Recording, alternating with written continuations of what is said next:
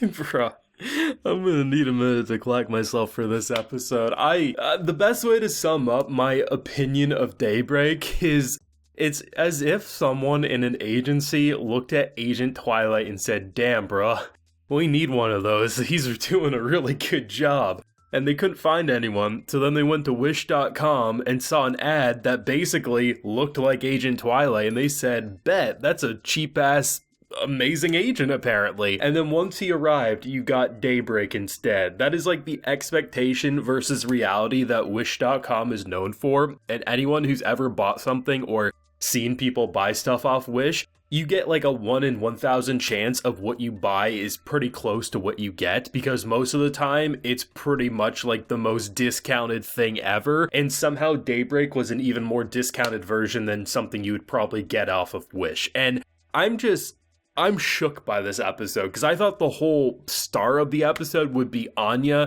her lack of cheating, because apparently when the full moon comes out, she can't read minds. It was a great episode, and then in like less than 5 minutes, Daybreak comes in, steals the show, and the only person to truly make my boy Lloyd sweat is the dumbest ass character we've seen in this show. He dumbfounded him so hard. We now have a character who I can't wait to see more of, but I fear for the remaining brain cells that Lloyd has left, because he is absolutely boned. We gotta talk about Daybreak. I mean, he was the least amount of content in the episode, but without a doubt the most biggest star, in my opinion. You have these moments where he'll just somersault around. You have the professional, you have the mysterious Lloyd, completely blends in, takes the face of a teacher, and then you have a dude with a goddamn hat that he slightly tilts, and then he rolls, and when guards are coming, he's got upper core strength, I'll give him that, but just the hang off of he was like this much above the heads of the guards coming towards him, and instead of picking a lock, smash a window. If it wasn't for Lloyd placing the ball there, probably would have been exposed a lot sooner. Oh, you tipped and destroyed a statue? I don't have ID. Here's a man trying to give me ID. Nah, that ain't mine. Just everything about him was just so mind-numbingly ridiculous. But the icing on the dumbass cake had to be when, after he changed the scores, he wanted to give his goddamn autograph on the papers. How do you get not only hired as a spy? You know what, maybe just dumbass luck has taken you so far, but to put the autograph and then the man who you knocked out, who then is like, hey bro, you shouldn't do that, he then just is like, you best tell everyone about me. I can't deal with this character, man. I'm just trying to imagine a situation where Lloyd, he has Yuri, Anya, Bond, and this goddamn Daybreak character all in one scene. His brain would be completely goo by the time that scene wraps up, and I was dead, man. Like, that shit just cracked me up, and I was very happy that ultimately he only had to change Damien's test, because obviously this asshole started changing and tried to make him and his brother fail there. But I like how he didn't touch Anya's scores, which I wasn't sure if they're going to reveal this episode, because it definitely gave me the directing choice of like, oh, she did good enough that he doesn't need to make sure she doesn't fail and get a bunch of bolts. But she didn't get a great score. It was like in the 30s. But I mean, starting the episode off, 15 was probably looking a little too hard for her. So it was great to see how she was so proud, before. It was another expectation versus reality. She's pretty proud at school, thinking when she gets home, she'll get a hip hip hooray. Instead, Dad pissed off, and she's just like, what is this? Why in the actual hell is this happening? Though we did get the sweet moment with him being like, the fact that I didn't have to save her and she did this all herself, it does warrant some praise, but she still needs to hit the books for sure. That's what I liked about this episode, is that it was just so interesting seeing Anya, someone who's basically cheated her way through this school, and I don't blame her one bit.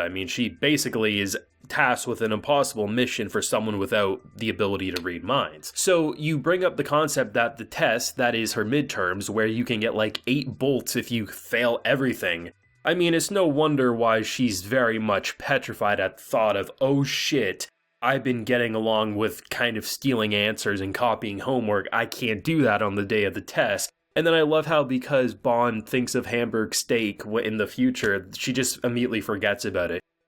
I love how they present her as such a child. She has this world on her shoulders attitude, because she knows shit can implode at any moment. She can read minds. She gets tasked at a very intense thing. But at the end of the day, she's a girl who likes peanuts, watching her spy shows, and it's very easy for her to get distracted even when sweating bullets and forget about it till the next day. And I love how they just continue to blow me away. Like, there's moments in this episode where Anya's face reminds me of the Grinch Who Stole Christmas. Like, they continue to, like, buff up her character design to make her into such a meme. And then when you introduce Yuri finally, which I forgot about because when Yuri came over that one time, I mean, Anya was passed out, right? So this was the first time with that meeting, and I thought it'd be a little more pleasant, but this dude is just like calling her a gremlin, and she's basically just like hoping her dad and him will fight because, you know, they're enemies and it'll be amazing.